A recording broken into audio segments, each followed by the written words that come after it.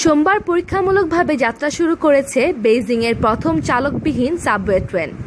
চলতি বছরের শেষে এতে সেবা দেওয়া শুরু করার প্রস্তুতি নেওয়া হচ্ছে।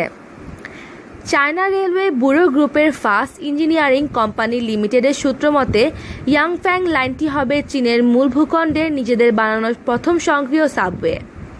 এই লাইনের কার্যক্রম সম্পূর্ণ স্বয়ংক্রিয় হবে। ট্রেন ছেড়ে যাওয়া, দরজা খোলা বন্ধ করা, এমনকি পরিষ্কার করা সবই স্বয়ংক্রিয়ভাবে করা হবে। আর এক্ষেত্রে শুধু দেশটির অভ্যন্তরীণ প্রযুক্তি ব্যবহার করা হবে। 2010 সালে চীন নিজস্ব সম্পূর্ণ স্বয়ংক্রিয় সাবওয়ে ব্যবস্থা বানানোর কাজ শুরু করে।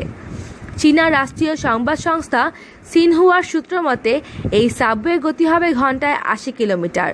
প্রতিটি ট্রেনের যাত্রী ধারণ ক্ষমতা হচ্ছে 1262 জন। শহরটির 5 বছরের রেল নির্মাণ পরিকল্পনা অনুযায়ী শহরটিতে মোট রেল লাইনের দৈর্ঘ্য 2020 সালের মধ্যে 900 কিলোমিটার ছাড়িয়ে যাবে। শহরের 90% পর্যন্ত জায়গা প্রতি 750 মিটারের মধ্যে অন্তত একটি সাবওয়ে স্টেশন রাখা হবে।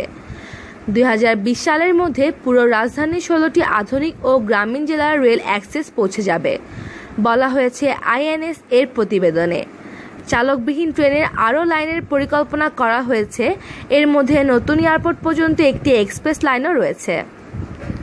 আমাদের পরবর্তী খবরের জন্য আমাদের চ্যানেলটি সাবস্ক্রাইব করুন। ধন্যবাদ।